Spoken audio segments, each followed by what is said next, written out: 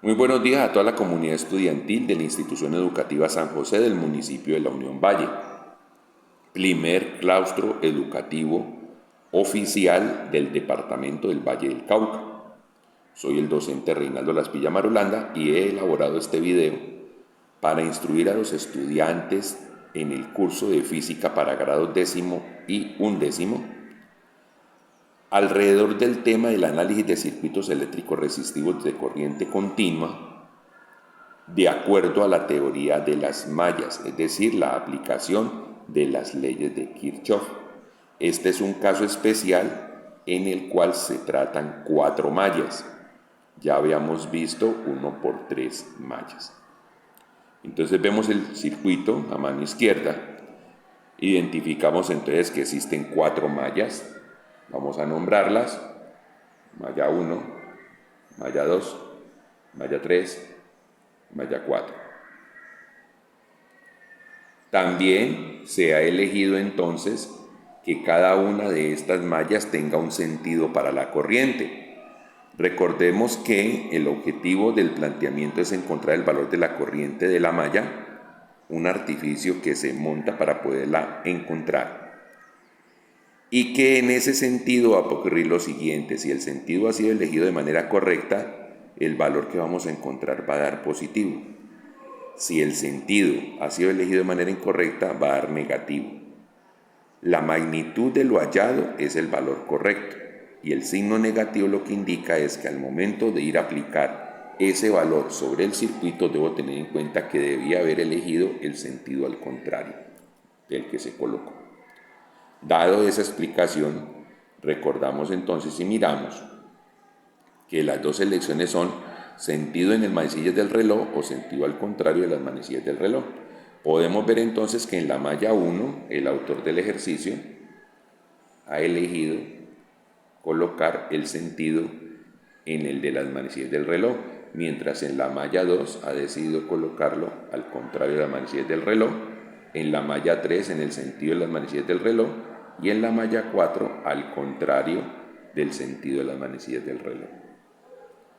Teniendo eso presente, vemos entonces que este circuito está compuesto por 10 fuentes de potencial eléctrico o fuentes de voltaje y 16 resistencias. Miremos dónde están las 10 fuentes. Primera fuente, segunda, tercera, cuarta, quinta, sexta, séptima fuente, octava, novena y décima. Y las 16 resistencias nombradas son R1, la 2, la 3, la R4, la R5, la R6, la R7, la R8, la R9, la R10, la R11, la R12, la R13, la R14, la R15 y la R16.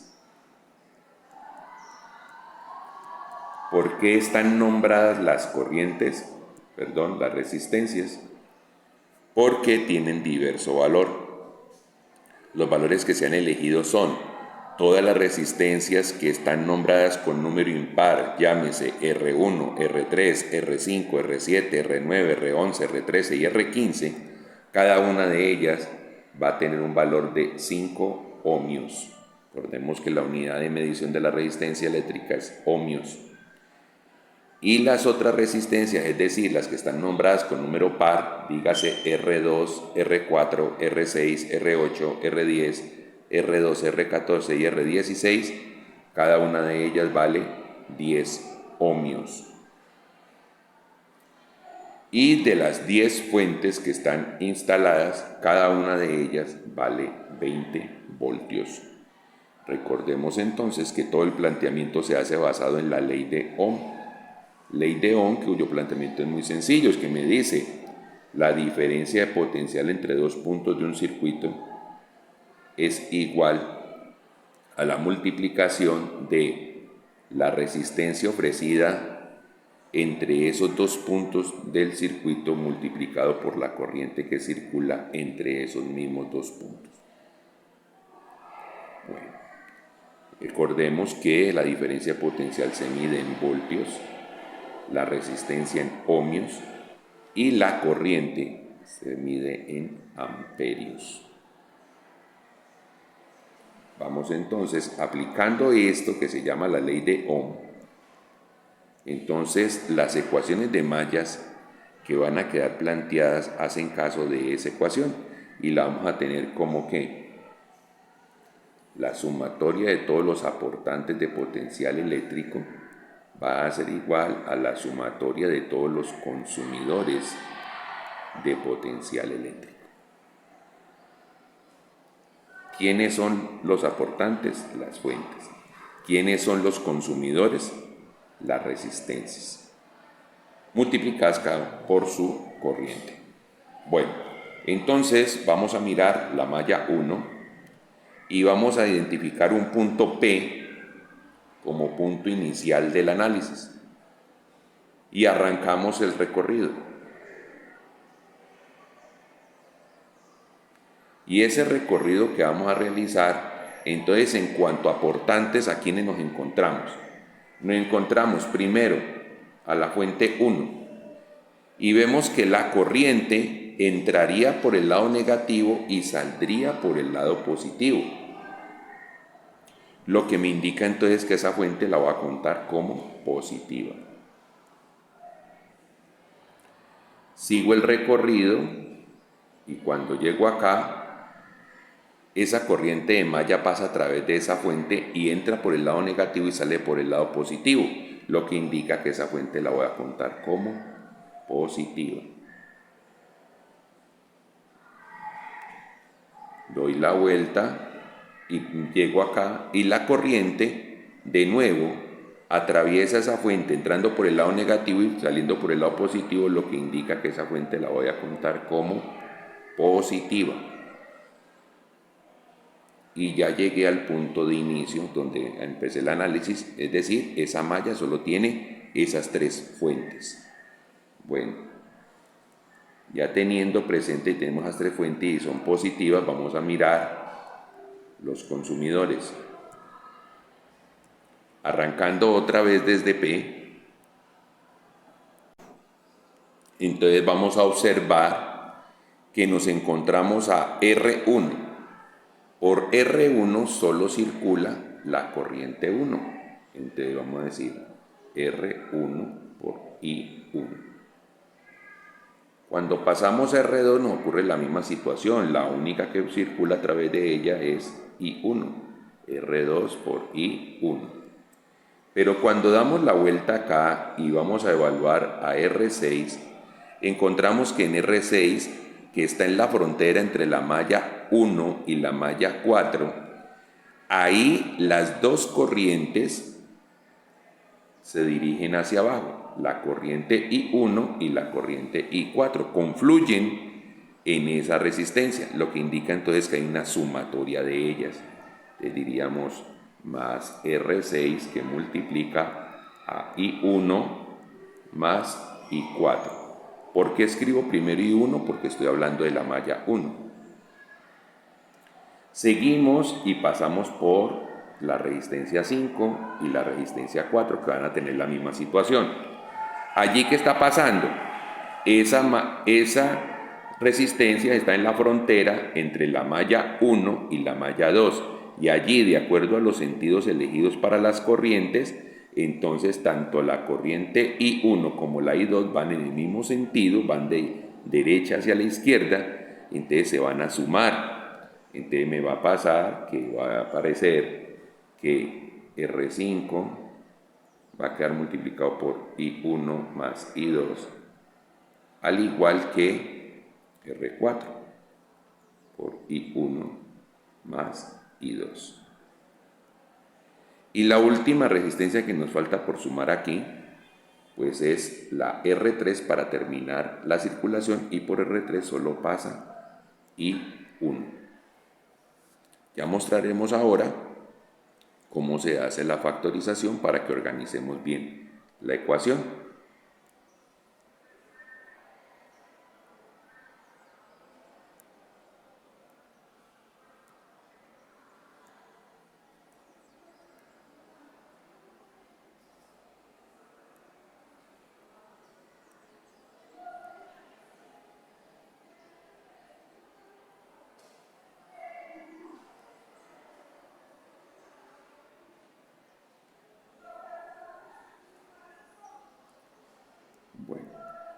Vamos entonces a mirar la malla 2.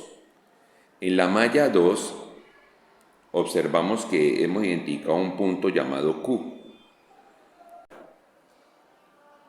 Entonces, observando esa malla 2 y arrancando desde el punto Q, lo primero que nos vamos a encontrar de acuerdo al sentido elegido para la corriente es a R7. Entonces, revisando a R7, pues por R7 la única corriente que circula es I2. R7 por I2. Ahora hacemos los aportantes. Pasamos por R8 y R9, que van a tener la misma situación, y aquí nos encontramos que están en la frontera entre I2 e I3, entre la malla 2 y la malla 3, donde ambas corrientes I2 e I3 confluyen en esas dos resistencias, por tanto ahí las corrientes van a quedar sumando. Entonces va a quedar R8 que multiplica a I2 más I3 más R9 de I2 más I3. Pero cuando llegamos a la resistencia 10, encontramos que mientras la corriente I2 va hacia arriba en ese lado de la malla, la corriente I4 en ese lado viene bajando. O sea, va en el sentido contrario. Eso indicaría que entonces allí va a haber una resta, entonces va a decir más R10, se van a restar las corrientes, I2 menos I4. Sigo y nos encontramos a R4 y R5, donde R4 y R5 están en la frontera entre la malla 1 y la malla 2, por tanto, allí vemos que ambas corrientes confluyen en las resistencias, entonces eso hace que se presente una sumatoria de corrientes. R5 que multiplica a I2 más I1 más R4 que multiplica a I2 más I1 y terminamos nuestra circulación sobre esa malla porque regresamos al punto Q. Ahora, vamos a mirar los aportantes.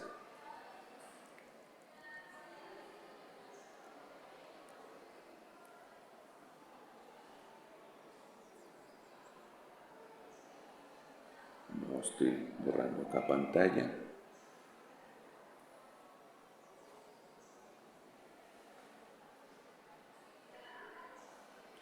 Y vamos entonces a los aportantes. Arrancando desde Q, el primer aportante que nos vamos a encontrar es la fuente 3, cuya corriente I2 va entrando por el lado negativo y sale por el lado positivo, o sea que esa fuente la vamos a contar como positiva. Damos la vuelta y nos encontramos a la fuente 6, entrando por negativo, saliendo por positivo, la vamos a tomar como fuente positiva. Y cuando damos la vuelta acá, llegamos a la fuente 2, entrando por negativo y saliendo por positivo, se va a tomar como fuente positiva. Entonces ahí tenemos los consumidores y los aportantes de esa ecuación correspondiente a la malla 2. Vamos entonces a la malla 3. En la malla 3 identificamos un punto T y identificando ese punto T vamos a circular en el sentido de la manecillas del reloj. Empecemos por los aportantes. Entonces nos encontramos al primer aportante que sería delta B3, entrando por negativo, saliendo por positivo, se toma como positivo. Damos la vuelta hacia abajo y encontramos la fuente 7, entrando por negativo y saliendo por positivo. Recordemos que en una fuente el palito largo corresponde al lado positivo, el borne positivo, y el palito corto corresponde al lado negativo, para que haya mayor claridad. Y cuando damos la vuelta, nos encontramos en últimas con la fuente 4. Y esa fuente 4 también se va a contar como positiva porque entra por negativo y sale por positivo. Ahora, esos fueron los aportantes. Vamos a los consumidores. Los primeros consumidores que nos vamos a encontrar en el circuito son a R8 y R9, donde ahí vemos que las dos corrientes, de acuerdo a los sentidos elegidos, van de izquierda a derecha, por tanto allí se suman las corrientes. Eso me va a decir entonces que R8 se multiplica por I3 más I2, que R9 igualmente se multiplica por I3 más I2, que cuando ya damos la vuelta acá hacia abajo nos encontramos con R14. R14 está en la frontera entre la malla 3 y la malla 4, y entonces al estar allí en la frontera encontramos que ambas corrientes confluyen hacia abajo, por tanto en R14 se suman. Entonces R14 con la suma de I3 más I4. Y cuando damos la vuelta encontramos que por este borde, digamos, exterior a las mallas, están las resistencias 11, 12 y 13, y por ellas solo circula I3. Entonces va a decir R11 por I3 más R12 por I3 más R13 por I3, y ahí terminamos y llegamos otra vez al punto T. Bueno, vamos a analizar ya en última instancia la malla 4. Una vez ya analizamos la conformación de las mallas, pues entonces ya nos olvidamos del dibujo y nos concentramos en la estrategia de solución, que recordemos, como se vio en la exposición anterior cuando trabajaron con 3 mallas, podemos utilizar el método matricial de Gauss-Jordan o podemos utilizar el método de determinantes que conduce a la regla de Cramer, y que en la regla de Cramer para 3 mallas tuvimos 2 alternativas: hacerlo por expansión por filas o columnas, o hacerlo a través del artificio que está diseñado exclusivamente para sistemas 3×3.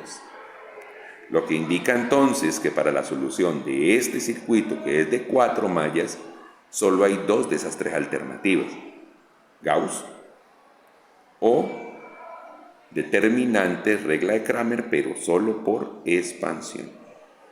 En este video vamos a utilizar Gauss. En un posterior video haremos el paralelo estudiándolo con la regla de Cramer. Bueno, entonces procedamos. Malla 4. En la malla 4 elegimos un punto X, y desde ese punto me voy a mover en el sentido contrario a las manecillas del reloj, lo que indica entonces que la circulación empieza así, y encuentro primero a la fuente 8 entrando por positivo, saliendo por negativo. Esa fuente la va a considerar negativa. Subo y me encuentro a la fuente 9 entrando por negativo y saliendo por positivo. Esa fuente la va a considerar positiva.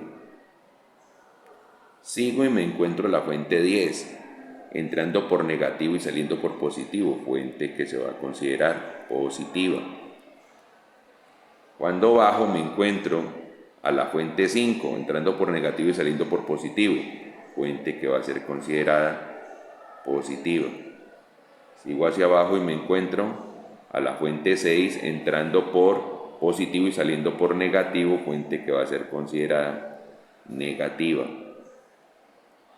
Y por último me encuentro a la fuente 7, fuente que entra por negativo, sale por positivo, va a ser considerada positiva. Ahí tenemos nuestros aportantes. Vamos a los consumidores.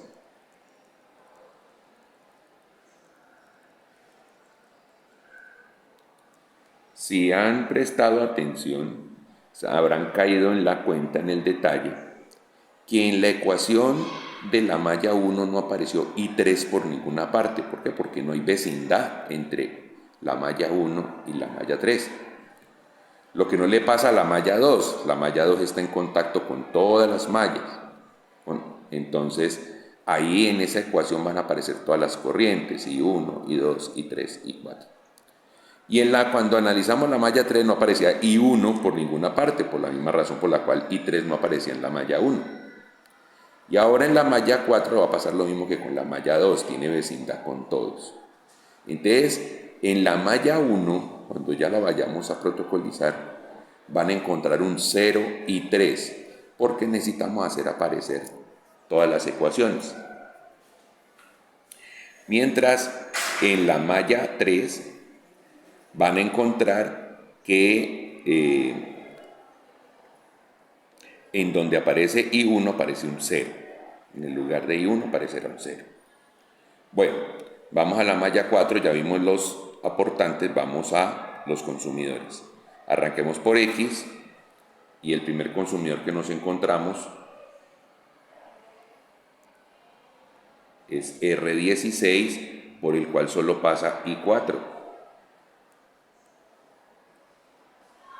Seguimos y nos encontramos a R15, por el cual solo pasa I4. Damos la vuelta y ya nos empezamos a encontrar a las resistencias que tienen vecindad con las otras mallas.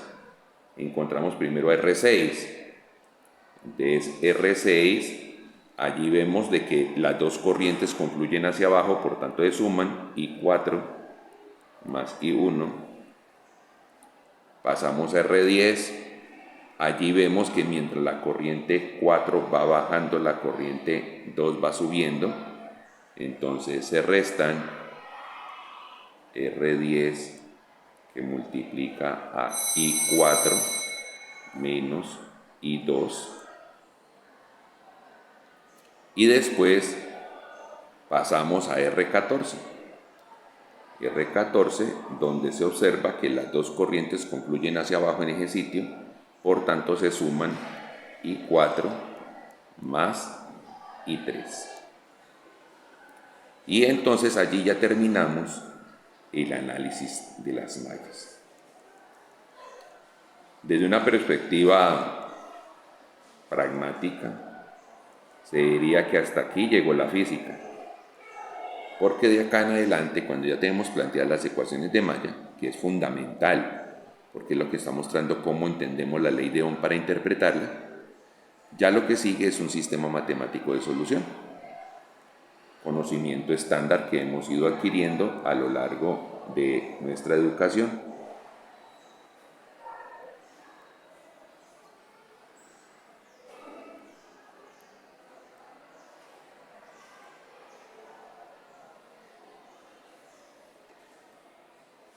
Pasamos entonces a mirar ya la formalización de cada una de las ecuaciones de malla y reemplazando los valores.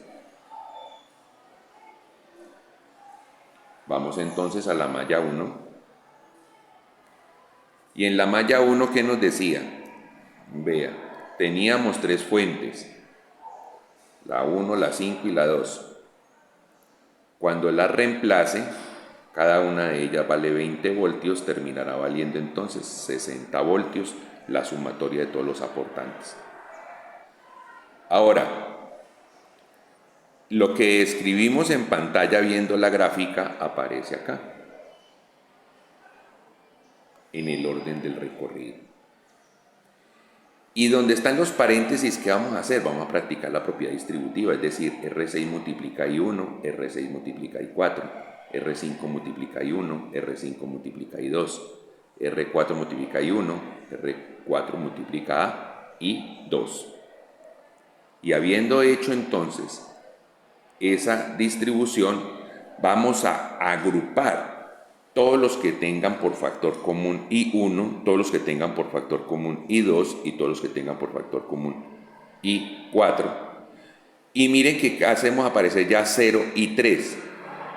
Entonces, ¿quiénes tienen I1? R1, R2, R6, R5, R4, R3. ¿Quiénes tienen I2? R6 y R5 y R4. ¿Quiénes tienen I3? Ninguno tiene I3, por eso aparece 0 y 3. ¿Y quiénes tienen R6? ¿Quiénes tienen I4? R6 nomás. Lo que me lleva entonces a que cuando reemplacemos, miramos que en el caso de lo que acompaña a I1, tenemos 3 resistencias pares, 3 resistencias impares, por tanto, lo vamos a sumar 3 veces 10 y 3 veces 5, eso nos va a dar 45. 45 ohmios que acompaña a I1. En I2 tenemos una resistencia impar, otra par, la suma de 5 más 10, eso nos va a dar 15. 15 y 2. Con I3 tenemos 0. Y con I4 lo acompaña una resistencia par, entonces vale 10. Y aquí tenemos entonces nuestra ecuación de malla 1, ya con los datos listos para procesar. Pasamos a la malla 2.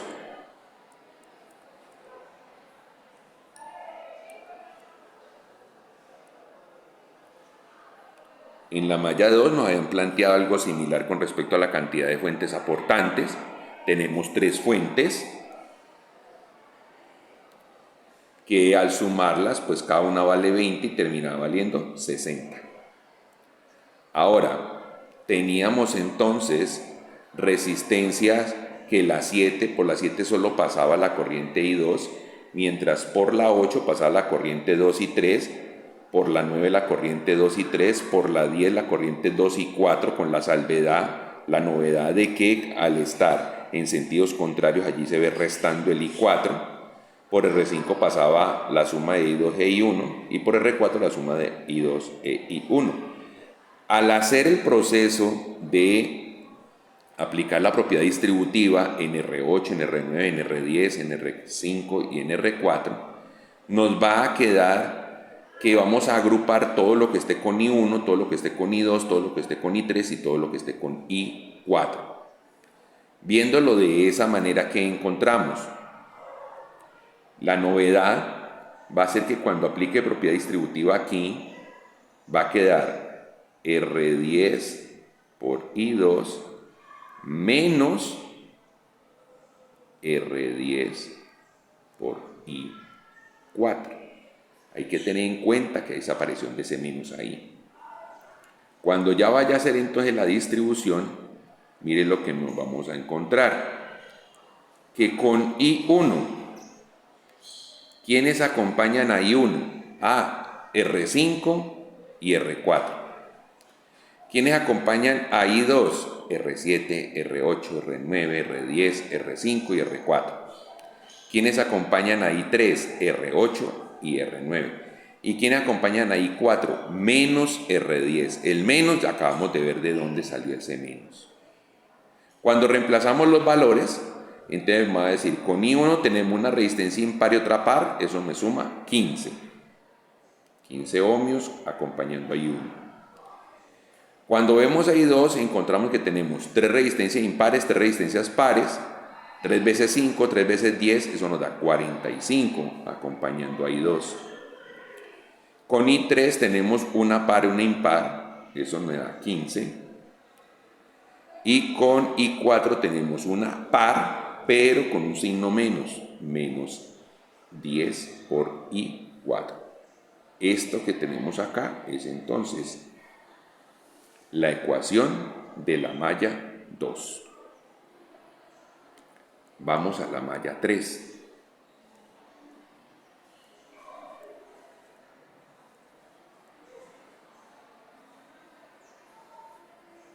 En la malla 3 observamos entonces que de manera muy curiosa en este ejercicio tenemos otra vez 3 fuentes que cada una vale 20 y al sumarlas van a dar 60 voltios.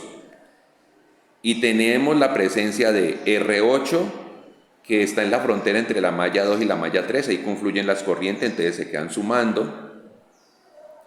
Tenemos la malla, la R9, la R14, que está en la frontera entre la malla 3 y la malla 4, Y tenemos la R13, R12 y R11 por las cuales solo circula la I3.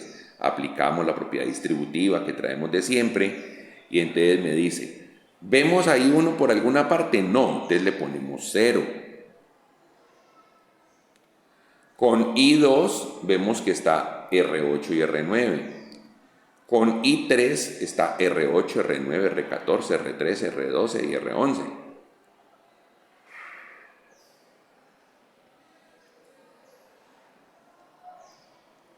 Con I4 está solo R14.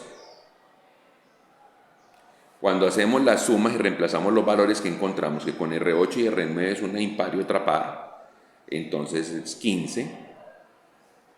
Entonces, organizando la ecuación que vamos a encontrar, tenemos los 60 voltios, tenemos 0 con I1, 15 con I2. Con I3 encontramos que tenemos 3 resistencias pares, 3 resistencias impares, eso suma 45 con I3, y con I4 10. Y allí tenemos entonces la ecuación de la malla 3. Pasamos a la malla 4.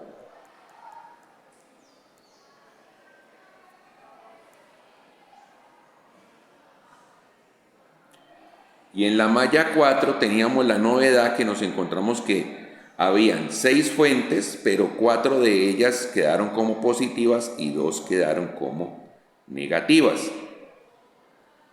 Entonces, cuando yo las vaya a reemplazar, miren que ahí están escritas en el orden en que nos las encontramos dentro de la circulación de la malla. Dice menos 20 más 20 más 20 más 20 menos 20 más 20. Cuando usted hace esa cuenta, eso le termina dando 40 voltios. Y si nos vamos a los aportantes, aquí la única novedad es que volvemos a trabajar una resistencia que está en la frontera entre la malla 2 y la malla 4. Y que cuando yo haga la propiedad distributiva aquí, me va a quedar R10 por I4 menos R10 por I2. Entonces ahí va a volver a aparecer un factor que va a quedar negativo para la ecuación. Haciendo la agrupación del caso encontramos que con I1 solo está R6, una resistencia par, o sea que con I1 va a ir un 10. Que con I2 está una resistencia par, pero con signo negativo, por eso aparece menos 10. Que con I3 aparece una resistencia par, entonces ahí va a ir un 10. Y que con I4 nos aparece una resistencia impar y 4 resistencias pares. Coincidencialmente esa suma vuelve a dar 45. Y allí tenemos entonces nuestra cuarta ecuación de mallas o la ecuación de la malla 4. ¿Cómo la vamos a organizar? La vamos a llevar a una matriz y llevándola a una matriz nos va a quedar organizada de la siguiente forma. La ecuación de la malla 1, miren entonces que, ¿cómo es que nos organizamos en esta matriz? En horizontal es entonces la malla 1, la malla 2, la malla 3 y la malla 4. Eso por filas. Y por columnas, entonces aquí va a ir todo lo que sea de I1, en la segunda columna todo lo de I2, en la tercera columna todo lo de I3, en la cuarta columna todo lo de I4. Y añadimos allí una matriz de resultados que es donde va la sumatoria de los aportantes. O sea, de que si miramos las ecuaciones, ¿qué podríamos decir con toda certeza? Que la ecuación de la malla 1 corresponde a 45 por I1 más 15 por I2 más 0 por I3 más 10 por I4 igual a 60 voltios. Que la ecuación de la malla 2 decía 15 por I1, 45 por I2, 15 por I3, menos 10 por I4 igual a 60 voltios. Que la ecuación de la malla 3 nos decía 0 por I1, 15 por I2, 45 por I3, 10 por I4 igual a 60 voltios. Y la última ecuación nos dice 10 por I1 menos 10 por I2, 10 por I3, 45 por I4 igual a 40 voltios. Ya tenemos nuestro entorno matemático para la solución. Acordémonos entonces que tengo dos alternativas para solucionar. Y ya les comenté que en este video voy a optar por trabajar el método de Gauss. Es decir, generar una matriz donde en la diagonal todos se vuelvan 1,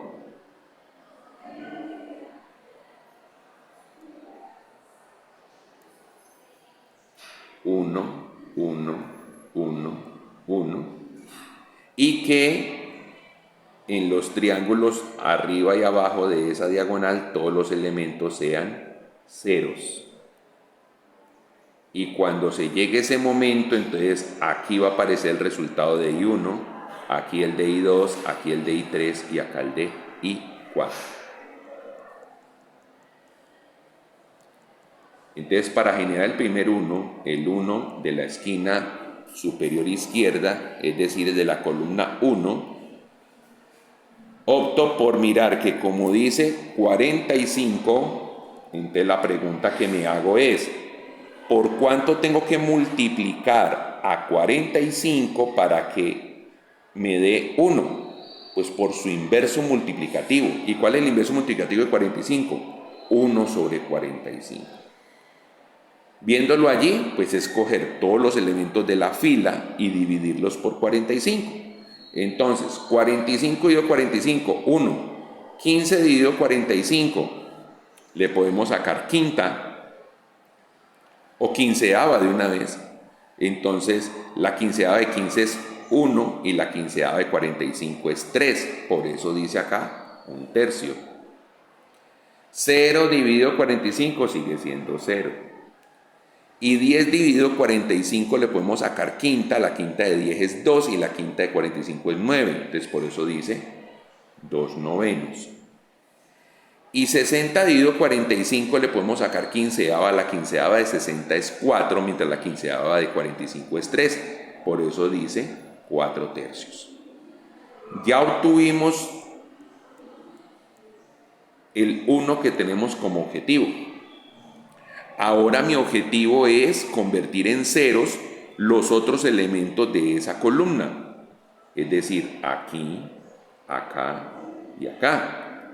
Con la salvedad de que a la fila 3 ya no le tengo que hacer nada. ¿Por qué? Porque ya tenemos el 0 que andaríamos buscando.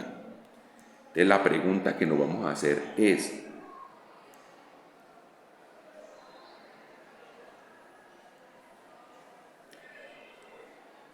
¿por cuánto tengo que multiplicar a este 1 para que al sumarle este 15 me dé 0? Pues por el inverso aditivo de 15, que es menos 15. Entonces miren la instrucción. Dice, voy a coger a todos los elementos de la fila 1 y los voy a multiplicar por menos 15 y les voy a sumar los elementos de la fila 2. Y el resultado que me dé va a quedar ahora en la fila 2. Eso es lo que quiere decir toda esa instrucción que acabo de resaltar. Con la tercera fila no hay que hacer nada y con la cuarta fila, ¿qué diríamos? ¿Por cuánto tengo que multiplicar este 1 para que al sumarle este 10 me dé 0? Pues por el inverso aditivo de 10, que es menos 10. Por eso dice la instrucción acá muy clara. Dice, vamos a coger todos los elementos de la fila 1 y lo vamos a multiplicar por menos 10 y le vamos a sumar los elementos que están al momento en la fila 4. Y el resultado que me dé esa operación va a modificar la fila 4. Entonces, haciendo la operación, ¿qué me va a dar? Miremos. 1 por menos 15 me da menos 15, más 15, 0. 1/3 por menos 15 me da menos 5, que me da menos 15 tercios y al dividir me da menos 5.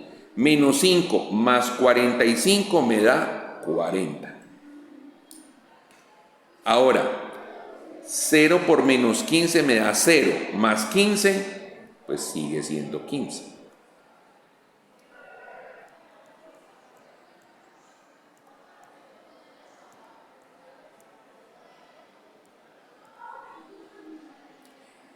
Y 2 novenos multiplicado por menos 15 me da menos 30 novenos. Menos 30 novenos simplificado me queda menos 10 tercios. Y a menos 10 tercios yo le resto o le sumo menos 10, siempre sumando. En este caso, pues al ser un número negativo termina siendo una resta.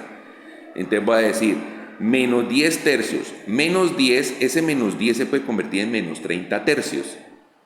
Entonces, menos 10 tercios menos 30 tercios termina siendo menos 40 tercios. Y por último, 4 tercios por menos 15 me da menos 60 tercios. Al hacer la división me da menos 20. Y menos 20 más 60 da 40. Entonces miren que ya tenemos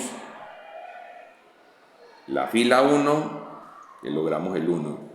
Y ya en la fila 2 logramos el 0. La fila 3 la repetimos igual porque ya tenemos el 0, vamos para la fila 4. Entonces en la fila 4, ¿qué me va a decir? Me va a decir 1 por menos, 1 por menos 10 me da menos 10, más 10, 0. 1 tercio por menos 10 me da menos 10 tercios, menos 10 me da menos 40 tercios. 0 por menos 10 me da 0, más 10 me da 10. Y 2 novenos por menos 10 me da menos 20 novenos. Y menos 20 novenos más 45 termina dando 385 novenos. Nos queda faltando el de la columna de resultados. Diría 4 tercios por menos 10 me da menos 40 tercios. Y a menos 40 tercios le voy a sumar 40 y eso me va a dar 80 tercios.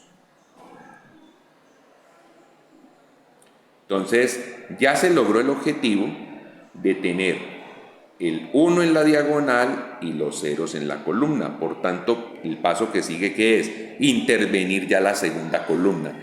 ¿Y cómo vamos a intervenir la segunda columna? Pues buscando primero el 1. Y una vez tengamos el 1, vamos a los ceros. Y así sucesivamente. Entonces, revisando, encontramos que al que tenemos que volver 1 es a este 40. ¿Por cuánto tengo que multiplicar a 40 para que me dé 1? Pues por su inverso multiplicativo, 1 sobre 40. Entonces aquí aparece la instrucción. Dice, voy a multiplicar por 1 sobre 40 todos los elementos de la fila 2. Es decir, a todos los elementos de la fila 2 los voy a dividir por 40. Entonces, ¿qué vamos a sacar? Me va a decir 0 dividido 40, pues sigue siendo 0. 40 dividido 40, 1. 15 dividido 40, le podemos sacar quinta. Quinta de 15 es 3, quinta de 40 es 8, por eso el resultado es 3 octavos. Menos 40 tercios por 1 sobre 40 o dividido sobre 40, pues me va a dar menos 1 tercio. Y 40 dividido 40 va a dar 1. Entonces ya tenemos modificada la fila 2, logrando el 1. Ahora, ¿cuál es el propósito? Volver 0 aquí, acá y acá. 3 instrucciones con sus respectivos inversos aditivos.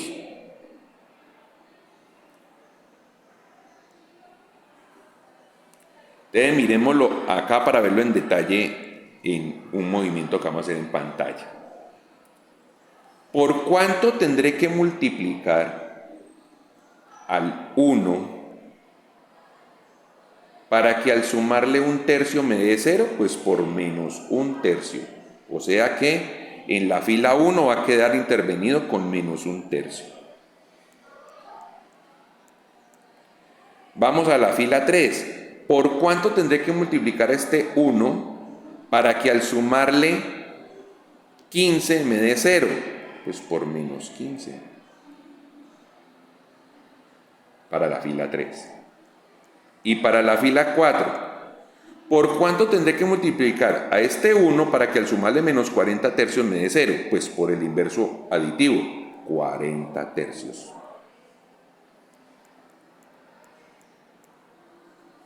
Y esas tres instrucciones son las que vamos a ver en la parte de arriba.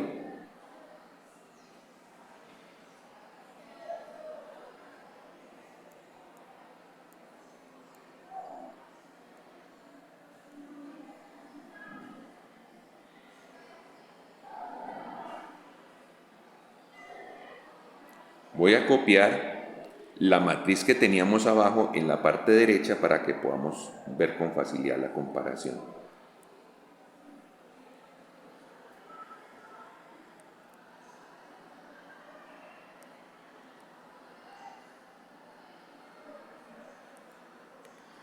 Uno, un tercio, 0, 2 novenos, 4 tercios.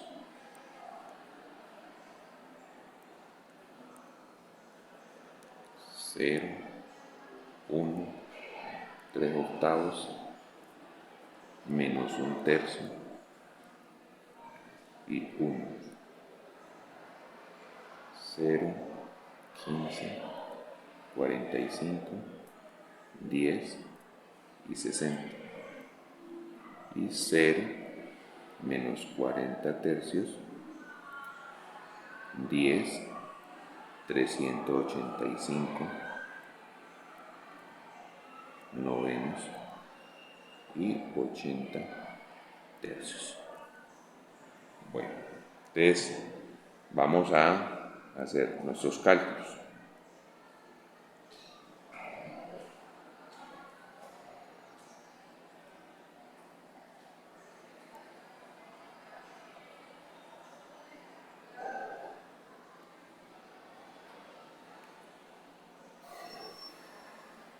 Esta estrategia, todo en directo, esa estrategia no nos iba a dar mucho, pero vamos a tenerlo en cuenta entonces en la parte de arriba.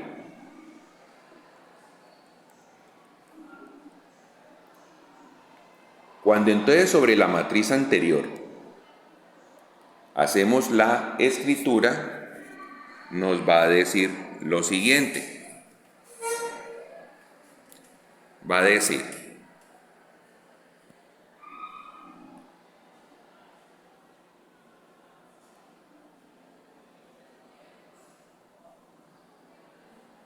uno por menos un tercio me va a dar menos un tercio, más un tercio me va a dar 0. 3 octavos por menos un tercio me da menos un octavo, y menos un octavo más 0, entonces me da menos un octavo. Menos un tercio por menos un tercio me da un noveno, y ese noveno más 2 novenos me da menos un noveno, más 2 novenos me da 3 novenos, y 3 novenos es lo mismo que un tercio. Ahora, 1 por menos un tercio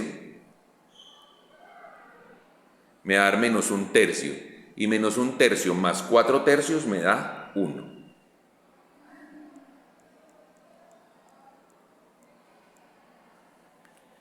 Pasamos a la fila 3. En la fila 3, entonces me dice que debo multiplicar por menos 15. Entonces va a decir 1 por menos 15, menos 15. más 15, 0. 3 octavos por menos 15 me da menos 45 octavos. Y menos 45 octavos más 45 va a dar 315 octavos. Y menos un tercio por menos 15 me da 15 tercios, es decir, 5. Y a 5 le sumo 10, me da 15. Y 1 por menos 15 me da menos 15. Y menos 15 más 60 me da 45. Y pasando a la última fila, me dice que hay que multiplicar todo por 40 tercios. Entonces, 1 por 40 tercios es 40 tercios, menos 40 tercios, 0. 3 octavos por 40 tercios me da 40 octavos. Y 40 octavos es lo mismo que 5. Y 5 más 10 me va a dar 15. Ahora, 40 tercios por menos un tercio me va a dar menos 40 novenos. Y menos 40 novenos más 385 novenos me va a dar 345 novenos, que al simplificarlo terminará siendo 115 tercios. Y 1 por 40 tercios me da 40 tercios, más 80 tercios me da 40.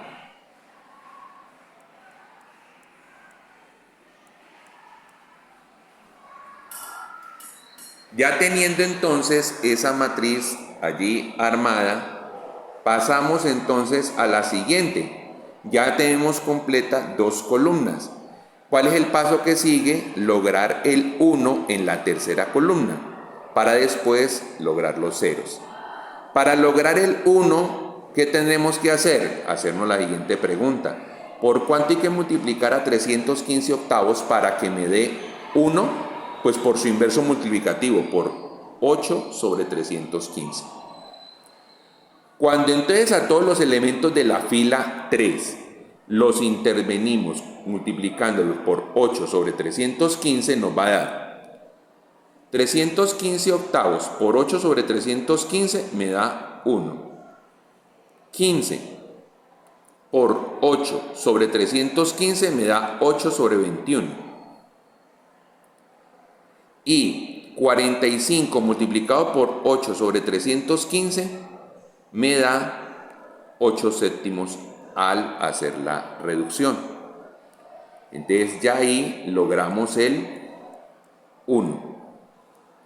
¿Qué tenemos que salir a buscar ahora? Los ceros, es decir, volver 0 acá, acá y acá.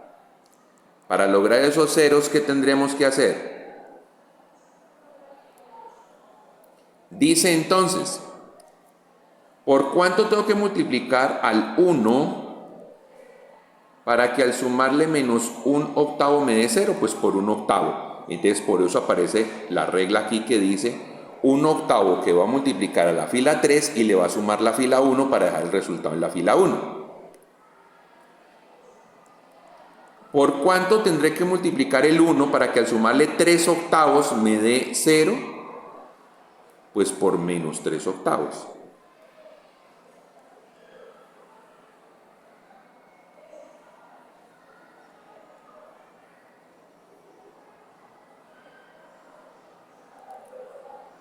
Y por último, ¿por cuánto tendré que multiplicar al 1 para que al sumarle 15 me dé 0? Pues por menos 15. Entonces por eso observamos que aparece la orden aquí, que menos 15 por la fila 3 y le vamos a sumar la fila 4. Haciendo esas operaciones, ¿qué vamos a encontrar entonces? Me va a decir 1 por 1 octavo y le vamos a sumar menos 1 octavo, me da 0. 8 sobre 21 por 1 octavo y le vamos a sumar un tercio, me va a dar 8 sobre 21.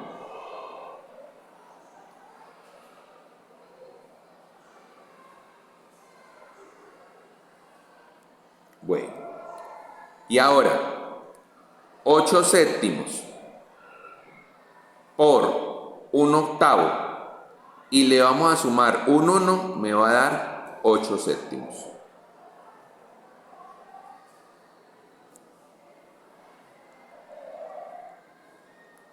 Pasamos a la segunda fila.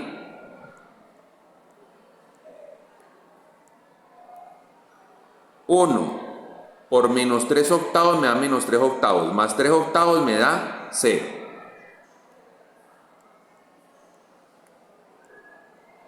8 veintiunavos por menos 3 octavos y le sumamos menos 1/3 me da menos 10 sobre 21.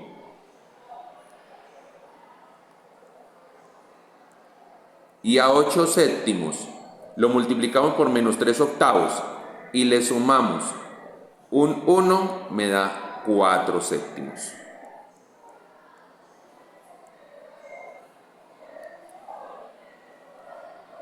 Y por último, 1 por menos 15 me da menos 15, más 15, 0. 8 veintiunavos por menos 15 y le sumamos 115 tercios me da 685 veintiunavos. Y 8 séptimos por menos 15 y le sumamos 40 da 160 séptimos. Ya tenemos entonces intervenidas 3 de las 4 columnas. Nos hace falta solo 2 pasos. Lograr el 1 aquí y lograr los ceros acá. Vamos a ver esos 2 últimos pasos.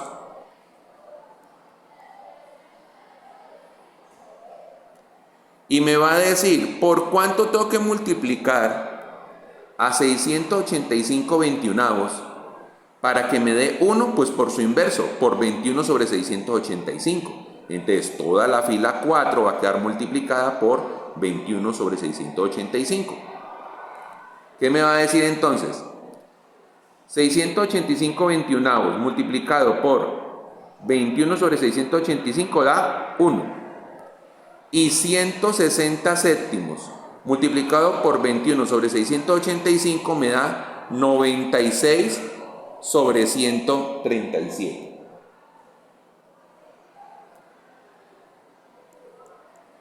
Haciendo las simplificaciones en los fraccionarios.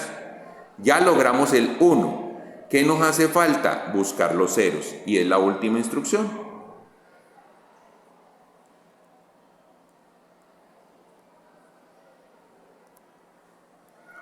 ¿Qué dice entonces? Analicemos. ¿Por cuánto tengo que multiplicar este 1 para quitar este 8 veintiunavos y volverlo 0? Pues por menos 8 veintiunavos. Por eso aparece la instrucción de que a la fila 4 la vamos a multiplicar por menos 8 sobre 21 y le vamos a sumar la fila 1 para volver el 0 ahí.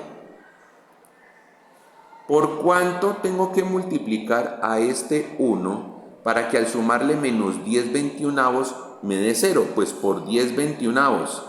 Por eso aparece allí la instrucción que dice 10 veintiunavos de la fila 4, le vamos a sumar lo que está en la fila 2 y vamos a dejar el resultado en la fila 2.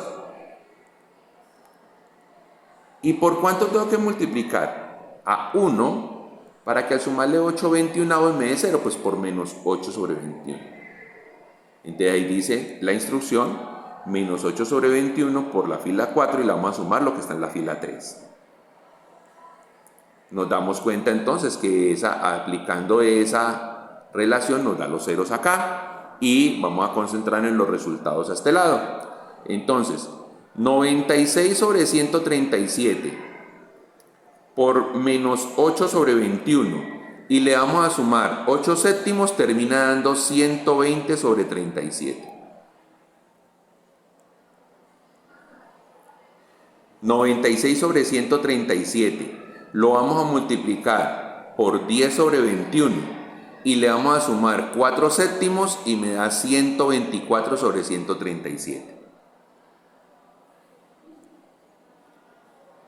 Y 96 sobre 137 lo vamos a multiplicar por menos 8 sobre 21 y le vamos a sumar 8 séptimos y me da 120 sobre 137. Entonces, al final, ¿qué estamos obteniendo? Que I1 vale 121 sobre 137 en amperios. Que I2, 124 sobre 137 en amperios. Que I3, 120 sobre 137 en amperios. E I4 ya nos había dado 96 sobre 137.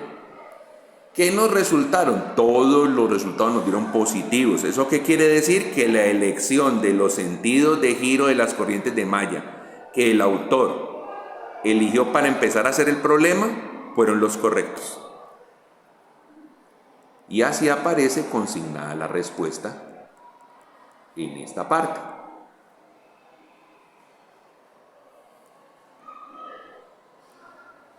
Y ahí tenemos nuestra respuesta.